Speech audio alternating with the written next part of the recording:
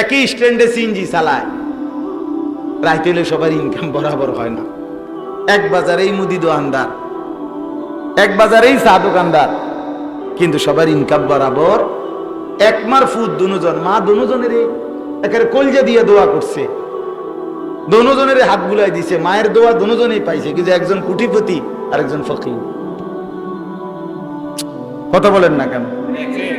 তো এরু বইল কেন? মা তো দুজনের দোয়া করে দিছে। মূলত ফয়সালা কোথায়? এই জন্য চলেন আমরা আল্লাহর দিকে আল্লাহর দিকে ফিরাই। বাবা ছেলেকে বলেন, ছেলেরা তোমরা তোমার ভাইকে বলো, বন্ধুকে বলো, তুমি তোমার বোনকে বলো, নিজের মানুষকে আল্লাহর দিকে ফিরাও। কেউ কাউরে নষ্ট করে দিও না বাপ। মোবাইলের ছবি দেখাইলা তো তুমি তো তারে নষ্ট করে দিও, উলঙ্গ ছবি দেখাইলা ভাইয়া তো তুমি তারে নষ্ট করে দিও। মদের আড্ডায়, জুয়ার আড্ডায়, জিনার আড্ডায়, ব্যভিচারের আড্ডায়, নারীর আড্ডায় তুমি যেই ছেলেটাকে নিয়ে গেলা, তুমি তো তারে জাহান্নামের পথ ধরায় দিলে। এরপরে যত অপরাধ করবে, খোদার কসম তোমার আমল নামার মধ্যে সম পরিমাণ গুনাহ তোমার আমল নামা তো জমা। যে প্রথম কাউকে বিড়িখানা শিখাইছে ওই নাফরমান, যতদিন ওই লোক বিড়ি খাবে ততদিন এই লোকের আমল নামা তো গুনাহ। যে প্রথম কাউকে জুয়ার আড্ডা, মদের আড্ডায় দেখাইছে, তো এরপরে যতদিন এই জুয়া খেলবে ততদিন খোদার কসম এই যে প্রথম শুরু করায় দিছে, দেখাই দিছে, চিনাই দিছে, এই নাফরমানের আমল নামাতে সম পরিমাণ গুনাহ আসবে। আবার যে কাউকে আল্লাহর পথ দেখাইছে, আখিরাতের রাস্তা দেখাইছে, তো সে যতদিন আমল করবে ততদিন এই লোক ওই ব্যক্তির আমলের সম পরিমাণ নেকি পাইতে থাকে। এই যে দাওয়াত ও তাবলীগের সাথীরা মানুষকে আল্লাহর দিকে ডাকে, এরপরে যে মানুষগুলো আল্লাহর রাস্তায় বের হয়, এদের যত বন্দিগি করে সব ওই যারা দাওয়াত দিল, ডাকলো, কাস্ত করলো, তারে ফিরাইলো, তারে চিনাইলো, তারে আল্লাহর রাস্তা আবার বের করে দিল, তো এই ব্যক্তিদের আমল নামায় ওদের প্রত্যেকের আমলের সওয়াবের সমপরিমাণ নেকি লেখা হয়। আমি কিছুদিন আগে এই গত আগস্ট মাসে 40 দিন সফর করছি, দাওয়াত ও তাবলীগের সফর, টানা 40 দিন এক চিল্লা ছিলাম। এই আসছি এই সেপ্টেম্বর মাসের 9 তারিখ উত্তরবঙ্গ থেকে দিনাজপুর জেলায় ছিলাম, 26 জন সাথী নিয়ে। 16 জন আমার সাথে আলেম ছিল জামাতে, 3 জন বড় ডাক্তার ছিল, 10টা উপজেলায় 40 দিন আমরা মেহনত করছি টানা, রাতে 1টা 2টা পর্যন্ত। আলহামদুলিল্লাহ, আমরা যখন কাকরাইলে চিল্লা শেষে 40 দিন পরে আমরা আসছি, শেষের 3 দিন আমরা জামাত পাঠাইছি। এই 10 উপজেলা থেকে আল্লাহর দয়ায় আল্লাহ করছেন 950 মানুষ, 63টা জামাত আল্লাহর রাস্তায় বের হয়েছে। 950 মানুষ, আলহামদুলিল্লাহ। তাহলে সেই মানুষগুলো এখন চিল্লায় আছে, কথা বোঝেন না? এই 63টা জামাত বাংলাদেশে বিভিন্ন জায়গায় আছে না, তাহলে এদের যত আমল, আমরা তো আশা করি আমাদের আমল নামা তো নেকি আসবে। ওয়ামান আহসানু কাওলাম মিম্মান দাআ ইলাল্লাহ, আল্লাহ বলেন সে উত্তম যে মানুষকে আল্লাহর দিকে ডাকে, ওয়া আমিলা সালিহান, এবং সবগুলো নেক আমল করতে থাকে, আল্লাহর হুকুম মানতে থাকে, ওয়া ক্বালা ইন্নানি মিনাল মুসলিমিন, এবং যে হিম্মতের সাথে সর্বাবস্থায় এই পরিচয় দেয় গর্ব করে যে আমি মুসলমানদের একজন, আল্লাহ বলে সে উত্তম মানুষ। এই 3টি গুণ যার মধ্যে আছে, মানুষকে আল্লাহর দিকে ডাকে, নেক আমল করতে থাকে, আর সর্বাবস্থায় নিজেকে মুসলমান পরিচয় দেয়, আল্লাহ বলে সে আহসান, সর্বোত্তম মানুষ। সে লজ্জাবোধ করে না, বরং সর্বাবস্থায় তার গর্ব যে আমি মুসলমান, আমি মুসলমান, আমি চুরি করব না, কেন? আমি মুসলমান। আমি মিথ্যা বলবো না, আমি মুসলমান। আমি ওজনে কম দেব না বেটা, আমি মুসলমান। আমি দাড়ি কাটবো না, আমি মুসলমান। আমি বেনামাজি থাকবো না, আমি মুসলমান। আমি পরের বোনের প্রতি, অন্যের নারীর প্রতি নজর দেব না, কারণ আমি মুসলমান। এতটুকু আত্মসম্মান পরিচয় যার আছে, আল্লাহ বলে সে সর্বোত্তম মানুষ, আহসান। আর আমি আল্লাহ ওয়াদা দিলাম, ওয়ালা নাজজিয়ান্নাহুম আজরাহুম বিআহসানি মা কানু ইয়ামালুন, এমন বান্দাকে আমি আল্লাহ হাশরের ময়দানে বিনিময় দেব সর্বোত্তম বিনিময়, আহসান বিনিময়। আল্লাহ বলে খুশি করে দেব তোরে বান্দা।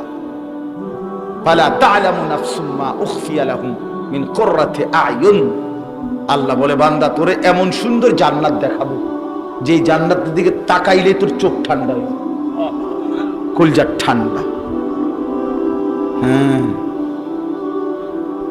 ছেলেরা বাপ আমরা বেকুব মনে করি, আমরা যে 5 ওয়াক্ত নামাজ পড়ি, আল্লাহরে ডাকি, বোধাই দেখা বেকুব দেখা। হ্যাঁ, তুমি চালাক, তুমি মানুষের বেডির পিছে আড়ো, হ্যাঁ, মোবাইলে সারা রাত উলঙ্গ ছবি দেখা, আর কদ্দুর পর পর চুলেরে ফিরা, বা কি চালাক।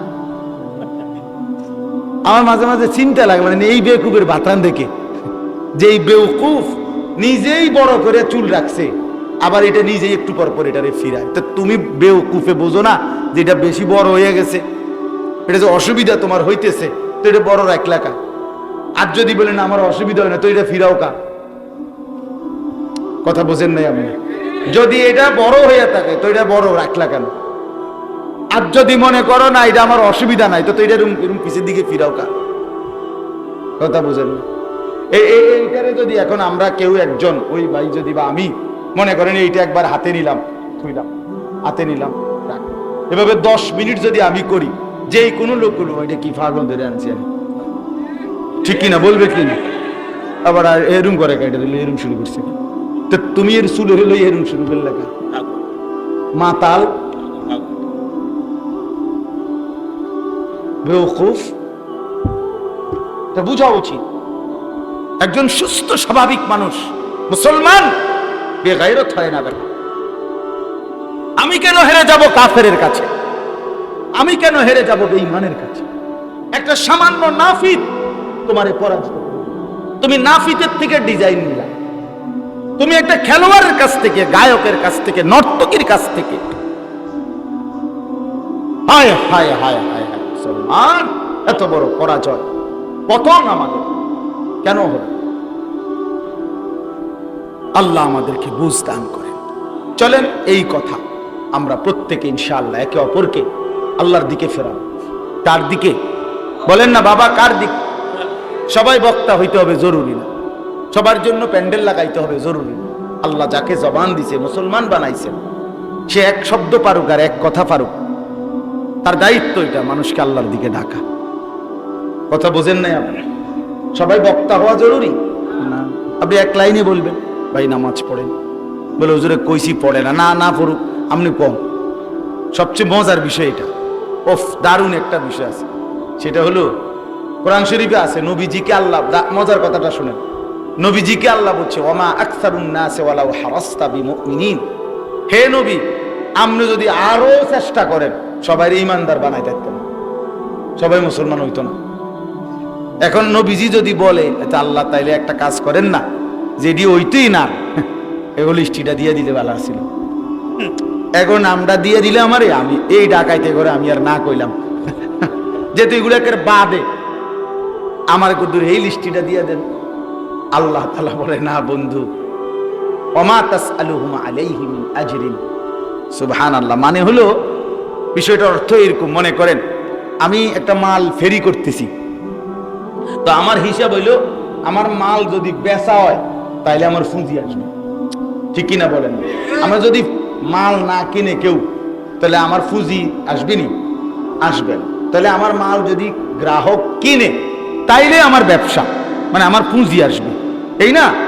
কিন্তু আল্লাহ তাআলা বলছে বন্ধু আপনি মানুষকে আল্লাহর দিকে ডাকবেন, সবাই ইমানদার হবে না তো বললাম, তবে আপনি বলতে থাকেন সবাইকে, কারণ সিস্টেম কোনো এই না যে গ্রহণ করলে আপনার নেকি, না, আমি আল্লাহর ফয়সালাটা এরকম না যে আপনার কথা যদি কেউ শুনে, গ্রহণ করে, মেনে নেয়, তাইলে গিয়ে আপনি নেকি পাইবেন। আল্লাহ বলে না বন্ধু, এইটার সিস্টেম না আমার।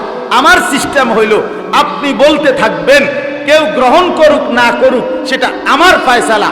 আপনারে যেই নেকি দেওয়ার এটা আমি দিতেই থাকমু, দিতেই থাকমু, দিতেই থাকমু। এইটা হলো মজার। বুঝেন নাই কথাটা? আমার লাভ হইতেই থাকবে, আমার মাল বেচা না, কোনো কাস্টমারে নিল না মনে করে, কিন্তু আমার পুঁজি আসবে, ব্যবসা আসবে। এই জন্য আল্লাহর কথা বললেই না।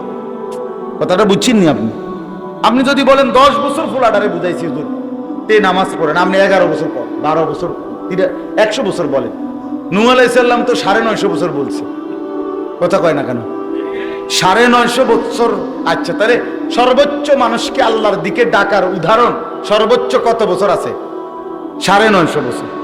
কথা বোঝেন নাই? তাহলে আপনি থামলে 950 পরে যদি আপনার টাইম ওভার হয় তাহলে হয়তো থামবেন। তো এত পাইবেন কই থেকে? 951 বছর যদি বলেন তো কইবেন আল্লাহ নূহ নবীর অফিসে আলাই দিছি, এইবার কি আমি জিরাইতাম নি? তো এরকম হায়াত আছে কারো? তাইলে আল্লাহর কথা বন্ধ করার সুযোগ। আল্লাহ আমাদেরকে বুঝ দান করেন, আমরা একে অপরের ফিকির করি, স্ত্রী, ছেলে মেয়ে, স্বামী, সন্তান, পরিবার, আশপাশ সবাই সবাইকে আল্লাহর কথা বলি, বললে ভালো হবে, আল্লাহর দিকে ফিরাইলে উত্তম হবে। নেক আমল করেন এবং নিজের পরিচয় মুসলমান সকল কিছুতে, চেহারা, সুরতে, লেবাসে, পোশাকে, আচরণে এটা প্রমাণ করেন যে আপনি মুসলমান, আপনি মুসলমান। দাড়িবিহীন যারা বাবা দাড়ি রাখেন, কেন দাড়ি কাটেন? কেন দাড়ি কাটেন? কেন কাটেন বাবা? পৃথিবীতে এটা কখনোই দাড়িবিহীন চেহারা সুন্দর এটা প্রমাণিত হয় নাই, কোথাও নাই, কেউ বলে নাই বাবা, কোন দার্শনিক পণ্ডিত কেউ বলে না, কোন কাফের বেঈমানও প্রমাণ করতে পারে না এই পর্যন্ত যে দাড়ি কাটলে সুন্দর দেখা।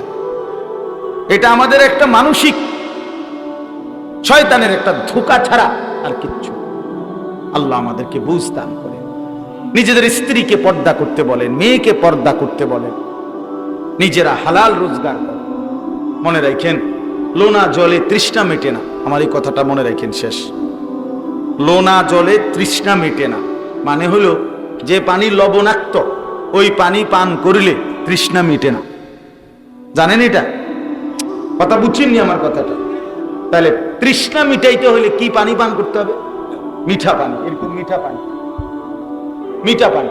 ঠিক এটার অর্থ হইল, বুজুর্গরা বলে গুনাহ কখনো তৃপ্তি দেয় না, গুনায় কখনো তৃপ্তি মিটে না। ঠিক আপনি গুনার দ্বারা প্রয়োজন পূরণ করতে পারতেন। কেউ যদি 1 সাগর মদও খায় তার তৃষ্ণা মিটবে না, কিন্তু 1 গ্লাস পবিত্র পানি তার তৃষ্ণা মিটে যাবে। কেউ যদি 1 কোটি নারী উলঙ্গ ছবি দেখে তারপরও যুবকের স্বাদ, তার তৃপ্তি আসবে না, কিন্তু অথচ একজন পুরুষ একজন হালাল স্ত্রী দ্বারা 70 বছর 90 বছর পার করে ফেলে। যা পবিত্র, যা হালাল, তা আল্লাহ তাআলার পক্ষ থেকে যেটা হালাল পবিত্র সেটা অল্পতেই তৃপ্তি হয়েছে। এই জন্য হালাল টাকা দিয়া অসংখ্য মানুষের জিন্দেগি কাটে, কিন্তু হারামখোর অবৈধ উপার্জনকারী সে যত টাকাই কামাই করুক তার কিস্তি, তার পত্তন, তার লোন, তার সুদ এগুলা শেষ হয় না। আমি জিগাইছি মিয়া বহু মানুষের আমার জীবন 90,000 টাকা ইনকাম মাসে, ব্যবসায়ী, দোকানদার। কইলাম কাকা কিস্তি করে না, শরম দিয়ে নাম জরুরি। আমি কইলাম না দিতাম না, শরম দিতাম না, কম 60টা, কেউ বলে 6টা। কি ব্যাপার? 80,000 টাকা 90,000 টাকা ইনকামের পরেও তোমার কিস্তি যদি হয় 4টা 6টা, তা আমরা ইমাম সাহেব যার বেতন 8,000, এবার কিস্তি হওয়া দরকার কয়টা?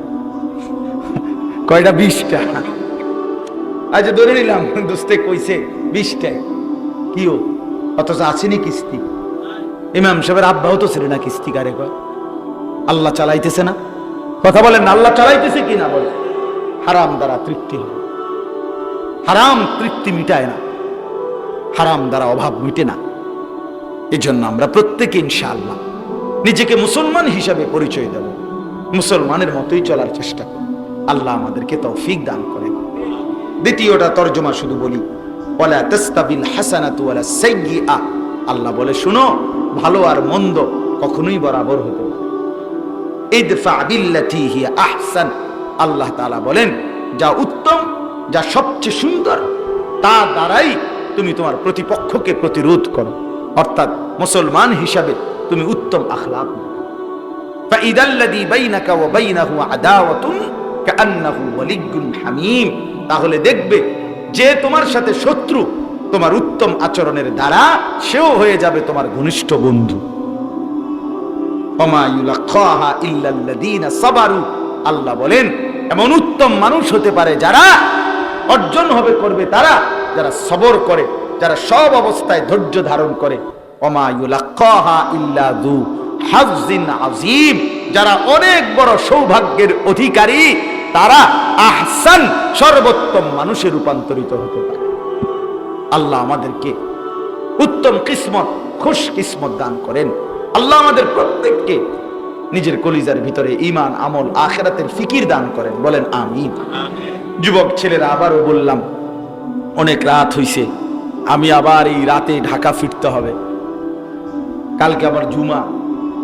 এই জন্য আসলে আজকে অনেক বৃষ্টি বাদলের কারণে আসতে আমারও কষ্ট হয়েছে। অনেক রাস্তা, 3-4 রকমের রাস্তা বদলাইতে হয়েছে, মানে জ্যাম, কোথাও ট্রাক উল্টাইয়া গেছে, আবার ফিরে গেছি, আবার নবীনগর দিয়ে আসছি, বহুত সদর বদর করে রাস্তার অবস্থা। ওই দিক দিয়ে আইসি আখাউড়া দিয়া, ওই দিকে চান্দুরা কাছে আসে, ব্রিজ ভাঙ্গা কি, আবার আরেক দিকে ঘুরছি, মানে বহুত এলোমেলো অবস্থা। যাই হোক, এরপরও আপনারা বসছেন, কষ্ট করছেন, আমরা দোয়া করি। ছেলেরা অনেক ফিকির করছে মাহফিলটা লেগে, আমার জন্য অনেক আবদার করছে। আমি বলছিলাম না করতে, যে এই বৃষ্টি বাদলে কষ্ট হয়ে যাবে, কয় যে না হুজুর, আমরা যেমনে পারি করুন। আসলে হিম্মত করছে আল্লাহ তাআলা। এই নওজোয়ান যারা এই মেহনতটা করলো, আল্লাহ তাদেরকে উত্তম বিনিময় দান করেন। আপনারা যারা বাবা, চাচা, মুরব্বী বসছেন, আল্লাহ আপনাদেরকে কবুল করে নেন। ছেলেরা, বাবারা, সবাই অনুরোধ করি, ভাইয়া কারো কথা যদি মনে নাও পড়ে, কমপক্ষে নিজের ভালো করো। নিজেরে তো মনে রাখো যে তুমি তো মরবা, তুমি তো মরবা। এই জন্য দয়া করে প্রত্যেকটা ছেলের কাছে অনুরোধ রইল, বাবা নিজের ভালোর জন্য নিজেরে কমপক্ষে জাহান্নাম থেকে বাঁচাও, আগুন থেকে বাঁচাও। এতটুকু ভাইবা, আল্লাহকে সেজদা করো, নামাজ পড়ো, নিজের আখলাক ভালো করো। চারদিকে চুলগুলো স্বাভাবিক, চতুর্দিকে সমান করে মুসলমানের মতো চুল রাখো। মোবাইল প্রয়োজন ছাড়া ব্যবহার না করো, চেষ্টা করলেই হবে, চেষ্টা করলেই হবে। আমি এক সময় কাঁচা লবণ দিয়ে ভাত খাইতাম হজ্জের মধ্যে। আমার শায়েখ আল্লামা মুফতি মুশতাকুর নবী সাহেবের রুমে ছিলাম, তো হুজুরে আমার বোঝা এক লোকমা ভাতের মধ্যে যদি নুন দেন, হ্যাঁ অবস্থা খারাপ। তো হুজুরের সাথে এক সফর 40 দিন, তো এই সময় লবণ ছাড়া খাইতে খাইতে এখন আমার কোনো অসুবিধা হয় না। উদাহরণ বললাম আর কি। একটা মানুষ একটু চেষ্টা করলেই একটা অভ্যাস থেকে কি করতে পারে, সরে আসতে পারে। আল্লাহ তাআলা আমাদের সবাইকে তৌফিক দেন।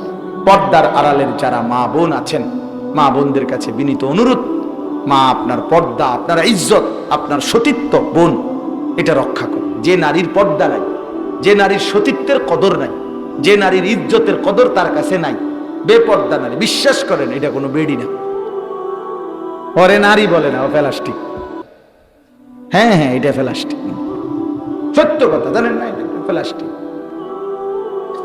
নারী বলে তাকে, রাসূলুল্লাহ সাল্লাল্লাহু আলাইহি সাল্লাম বলছে তাকে বলে মহিলা, তাকে বলে নারী। আওরাতুন, যে নিজেকে আড়ালে রাখে, পর্দায় রাখে, লুকিয়ে রাখে, গোপন রাখে। এজন্য যার মধ্যে পর্দা নাই তার মধ্যে নারীত্ব নাই। নারীত্ব ওটা নারী না, ওটা বেডি না, ওটা এমনি প্লাস্টিক প্লাস্টিক কিছু।